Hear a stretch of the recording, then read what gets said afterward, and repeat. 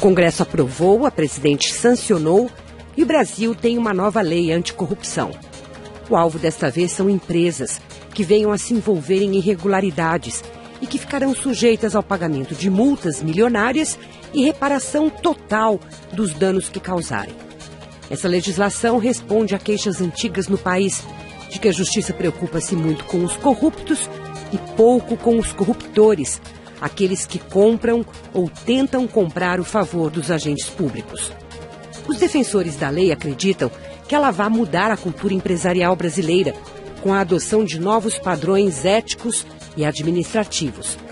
Mas ainda há muitas dúvidas no ar. As práticas corruptas vão diminuir no mundo empresarial? Até que ponto os acionistas devem ser penalizados por atos praticados pelos diretores de uma companhia? Qual será o impacto nas empresas?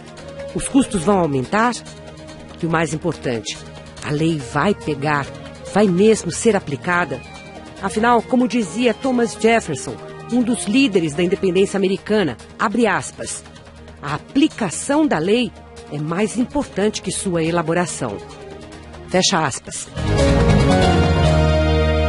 Para falar dessa mais nova lei anticorrupção e do impacto que poderá ter na justiça e nas empresas brasileiras, recebemos Heloísa Estelita, professora de Direito da Fundação Getúlio Vargas de São Paulo, e Tiago Jabor, advogado especialista em relações governamentais. Sejam muito bem-vindos. A gente já conhece várias leis do Brasil, porque nós vimos acompanhando aí o processo de tentativa de fazer um arcabouço legal capaz de inibir a nossa corrupção. A gente tem a lei da lavagem de dinheiro, do colarinho branco, das licitações, do antitrust, enfim. Qual é a inovação que essa lei traz em termos de inibir a corrupção e chegar aos corruptores? Eu acho que a grande novidade que a lei recentemente aprovada traz é tentar fazer com que as empresas ajam como parceiras do governo no combate à corrupção. Então a lei tem mecanismos que incentivam uma empresa a implementar nas suas próprias práticas internas mecanismos de controle para coibir ações dos seus empregados. Mas elas são pessoas interessadas?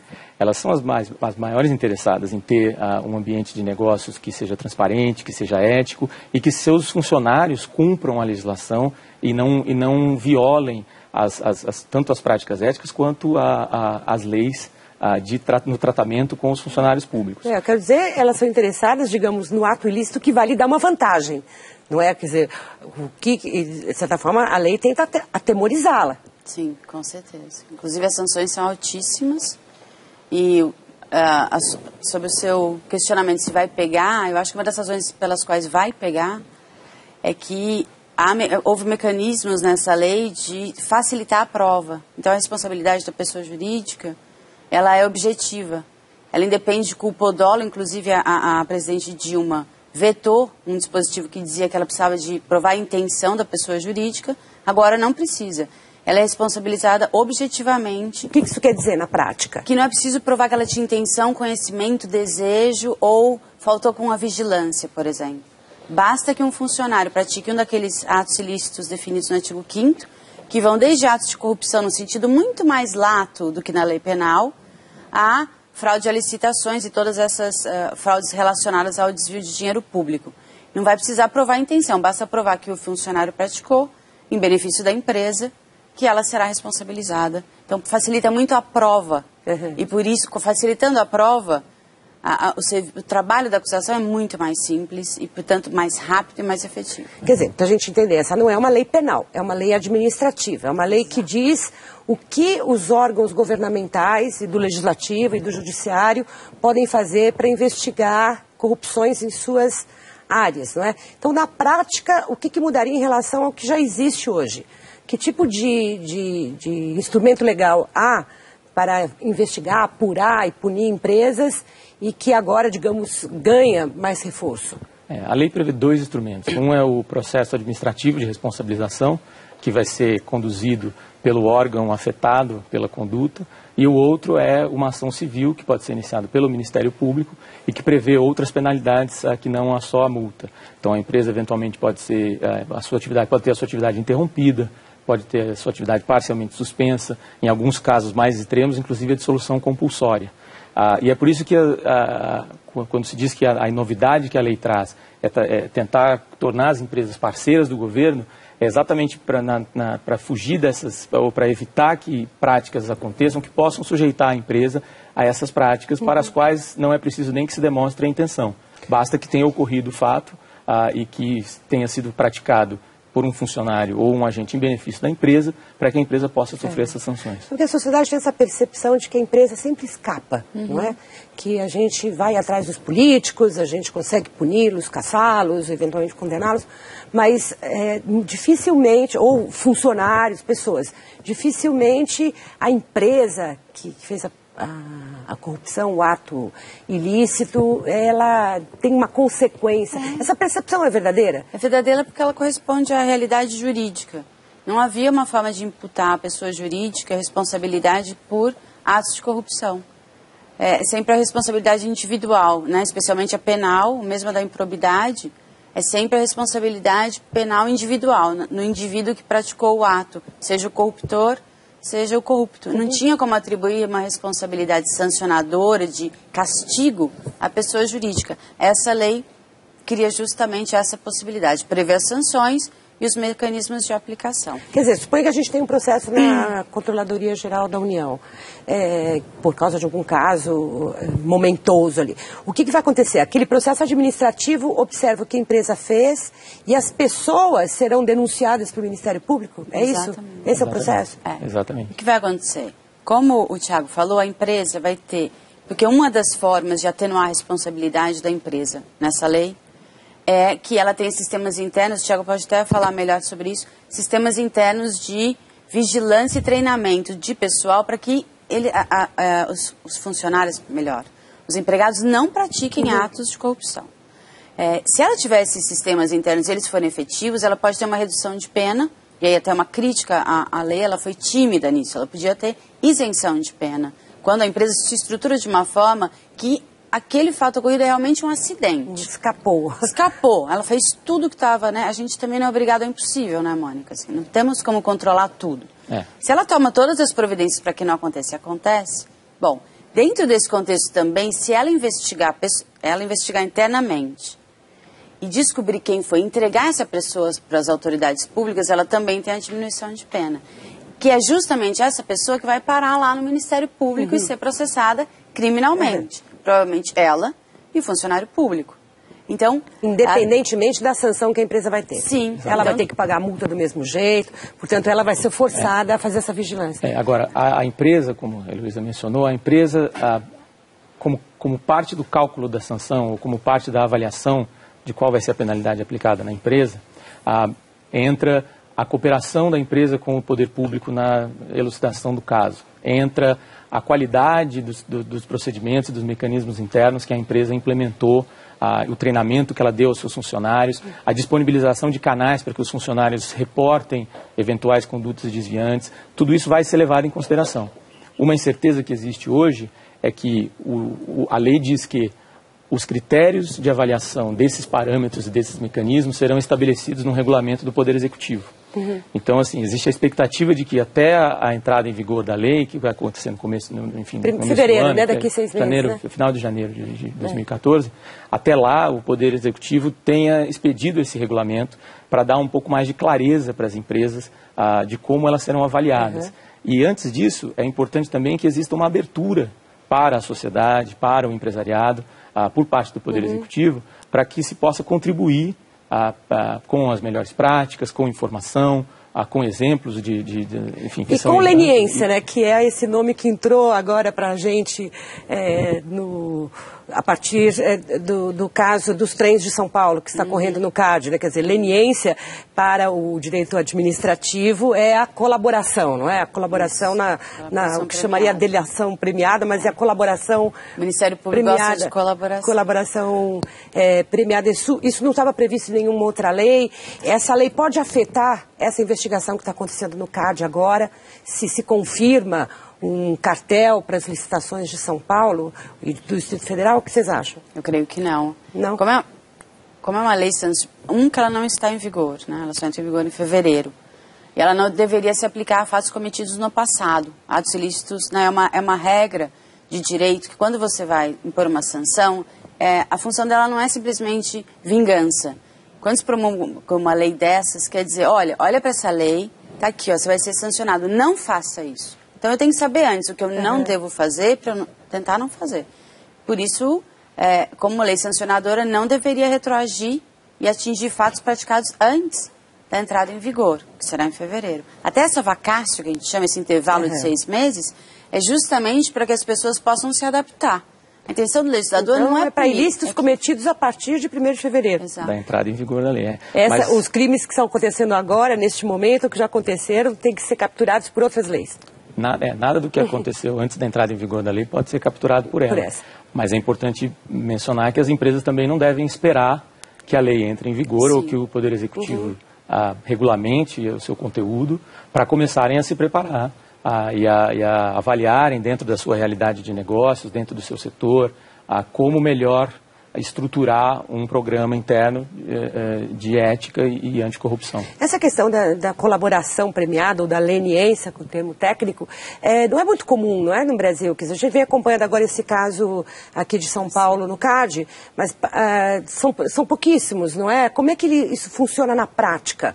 Como a empresa se dispõe a ir lá e dizer, olha, confesso, errei, estão aqui todos os documentos, vamos investigar a partir de agora, não me puna, ou ou a partir de uma suspeita dos órgãos públicos que vai atrás da empresa e convida para essa colaboração, como é que costuma isso acontecer?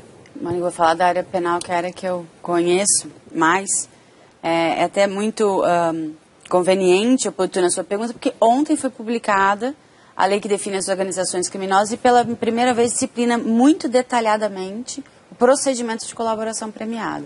A gente já tem benesses para réus, aí estou falando então tanto do processo penal, que colaboravam com as autoridades, eles tinham redução de pena e até isenção de pena em alguns casos. Agora, essa lei que foi promulgada ontem, 2.850 eu acho, ela disciplina no detalhe como é o procedimento perante o Ministério Público de delação premiada e também oferece vantagens para aquele que colabore efetivamente para o encontro dos outros corréus, dos outros participantes do delito, para recuperação do prejuízo causado pelo crime ou localização da vítima nos casos de sequestro. Mas a gente já tinha isso desde 1998.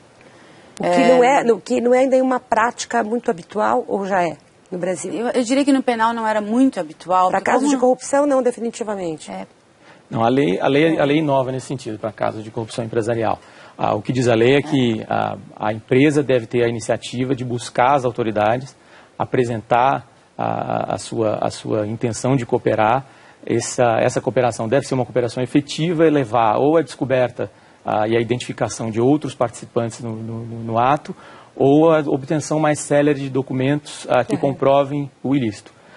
E como resultado, a empresa pode obter uma redução da penalidade, ou seja, no caso da multa, é uma redução de 2/3 da multa, e uma proteção com relação a algumas das outras penalidades que estão previstas na lei. Mas isso, de fato, tanto a responsabilização da pessoa jurídica e a possibilidade de se fazer um acordo de leniência por atos de corrupção praticados por seus funcionários é também uma inovação da lei. Agora, qual é a parte que pode ser, digamos, vítima dentro da empresa? Porque se diz que os acionistas que não são diretores e não conhecem exatamente as decisões que foram tomadas, não são os operadores em casos de grandes licitações, por exemplo, seriam prejudicados. Até um acionista na bolsa ou um cotista que não participa de conselho, ele seria prejudicado porque ele também vai ser afetado por todas as consequências dessa lei. Ou seja, é preciso tomar mais cuidado, inclusive, para quem entra de sociedade em empresas ou compra ações. Isso vai mudar alguma coisa, não? Eu acho que vai mudar bastante. Essa é talvez minha grande crítica a como essa lei, a dicção, né, a redação dessa lei. Eu acho que a pessoa jurídica, ela tem que ter um patamar acima do qual o descuido, a falta de vigilância, o que a gente chama de defeito de organização, facilita ou permite a prática do ato ilícito. Se ela toma todas as medidas que não facilitem, ela não deveria ser penalizada. E aí, respondendo a sua pergunta. Na prática, ela implementa todos os sistemas de cumprimento interno, ela treina os funcionários, ela tem um sistema interno de investigação, ela tem uma denúncia anônima interna, quer dizer, ela tem todo o aparato para que os seus empregados não pratiquem atos ilícitos, se praticarem, que ela seja a primeira a saber e possa lidar com essa situação. Entendo que uma pessoa jurídica que tome todos esses cuidados não deveria ser responsável pelo ato ilícito. Mas o contrário?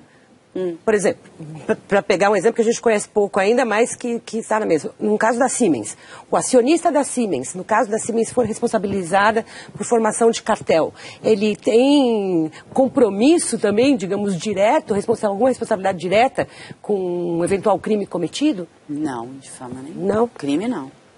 O crime ou administrativo, uma sanção administrativa? Só para completar o seu posicionamento, então, o acionista, o que ele deveria saber se ele quer uma empresa que não tenha chance de incidir nessa lei? Que ela tem um excelente sistema interno de controle, de cumprimento de lei. Essa é a única medida que está na mão dele que ele pode falar, bom, vou investir nessa empresa, deixa eu ver o sistema dela, senão eu posso estar sujeito a ela responder uma multa de 60 milhões. Minha ação que valia 100 passa a valer 20. E é essa a grande inovação da lei, como disse a Luísa. Você cria um incentivo para que o sócio, para que os administradores, para que as pessoas que estão... A legislação norte-americana fala do tom que vem do topo. Né? É a administração da empresa que tem que ser a primeira a se movimentar e a realmente assegurar que a empresa implemente esses mecanismos internos de controle para evitar que ela seja prejudicada por uma ação de um funcionário que muitas vezes a empresa não tem total controle sobre o que cada um de seus funcionários faz a todo momento. E vice-versa.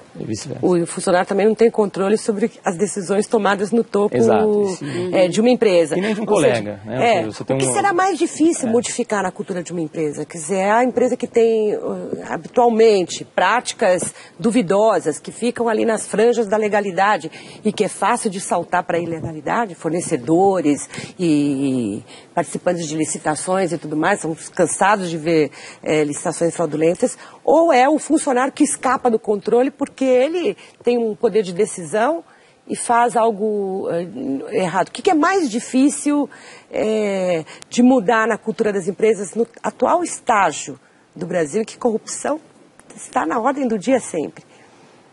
Eu não sei se eu tenho essa resposta. Eu creio que um dos fatores que é visto como incentivo à corrupção é cumprimento de meta econômica, né, dentro de empresa.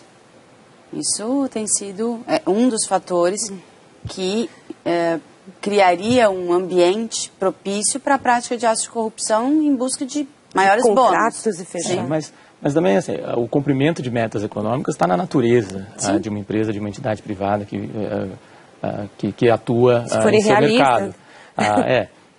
Eu acho que é muito mais uma questão de implementar uma cultura interna de ética e de lealdade e que inclusive o funcionário possa ser recompensado por isso, mas acho que só a prática, a forma como a lei vai ser aplicada, e inclusive pelas autoridades e como que as autoridades vão avaliar cada um desses programas, é que vai dizer o que dentro de uma empresa vai ser levado em consideração, o que vai importar mais na decisão de como estruturar o programa. Vocês que lidam com isso, com esse tipo de tema, o administrativo, o comercial, quais são os problemas que vocês analisam nesse texto? O que pode ser difícil de viabilizar ou diminuir a sua eficácia? Porque o que todo mundo quer saber é se essa lei pega ou não pega.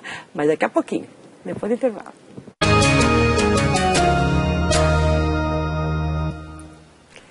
Teremos logo, já está sancionada, já está publicada, só falta entrar em vigor, são 180 dias, uma nova lei para punir as empresas administrativamente, bem dura, que pratiquem atos ilícitos, atos de corrupção, fraudes e licitações, enfim.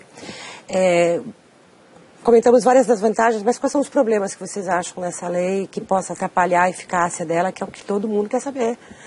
Se a lei vai ser aplicada, estará lá inibindo a corrupção no Brasil ou não? Vamos ver, Thiago. Para uma lei que pretende criar uma estrutura de incentivos para que as empresas adotem essas políticas, tem um problema que causa bastante incerteza e preocupação. A competência para instaurar o processo administrativo de responsabilização ela é totalmente pulverizada. Então, cada órgão ou entidade dos poderes executivo, legislativo e judiciário, em nível federal, estadual e municipal, tem a competência de instaurar um processo administrativo contra a empresa, que pode resultar numa multa de até 20% do faturamento anual. Nessa situação, é natural que desses milhares de entes com uma capacidade de aplicar a lei e essa penalidade, vão surgir decisões conflitantes, vão surgir coisas que as empresas não vão conseguir conciliar. Ou seja, então uma empresa vai olhar para o cenário e vai dizer como o meu programa de compliance está sendo avaliado pelas autoridades. E ele vai ter uma decisão num lugar que avalia de uma forma, uma decisão em outro lugar que avalia de outra forma. E assim, há uma discussão sobre o recurso que não está previsto na lei, mas que a questão constitucional do direito ao recurso. Então, para uma empresa fazer sentido desse cenário de pulverização é bastante complicado. Porque pega município, Estado, União, legislativos e judiciários. Você vai ter de um lado a administração pública instaurando os procedimentos e aplicando as sanções, e o Poder Judiciário. Porque isso até é um ponto forte da lei. As sanções mais graves, suspensão de atividade, encerramento da pessoa jurídica, são reservadas ao Poder Judiciário. Mas isso quer dizer que o que o Thiago disse, não só as autoridades administrativas vão estar avaliando o porte, a efetividade, o peso desses sistemas de compliance internos, mas o Poder Judiciário também paralelamente. Porque a competência para aplicar a multa e a publicação de decisão é da autoridade administrativa e a competência para aplicar as sanções mais graves é do Poder Judiciário. E como poderia ter sido resolvido isso? Boa pergunta. A Maíra Machado, lá da GV, que está pesquisando só sobre esse tema, tem sugestões, eu acho que de unificação. O que você pensa? Na forma como a lei está hoje, o que se poderia criar é digamos, uma estrutura de uniformização, ou um esforço das autoridades de tentar, o Poder Executivo vai regulamentar a forma como os programas têm que ser avaliados.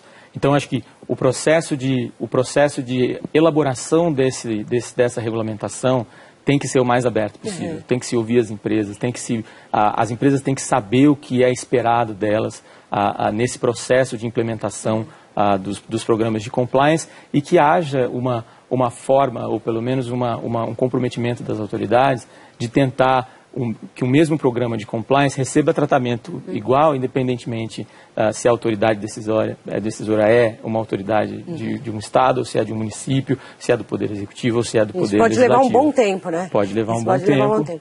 Mas uma coisa interessante que a gente não comentou, mas que vale a pena encerrar o programa com isso, é que a empresa pode ser condenada a devolver tudo que foi retirado ilicitamente do cofre público, e acho que isso é uma grande vantagem. Mais que isso, né? A obrigação de devolver é uma obrigação civil decorrente da prática do ilícito. Ela tem o dever de devolver e ainda pagar sanções pesadíssimas. E o tribunal ainda pode decretar o perdimento de bens, valores obtidos mediante o ato ilícito. Então, continuamos acompanhando, né, para ver como vai ser aplicada. Muito obrigada, Thiago. Obrigado, muito obrigada a você, obrigada a você também que acompanhou o programa até aqui. A gente volta na quinta-feira. Até lá.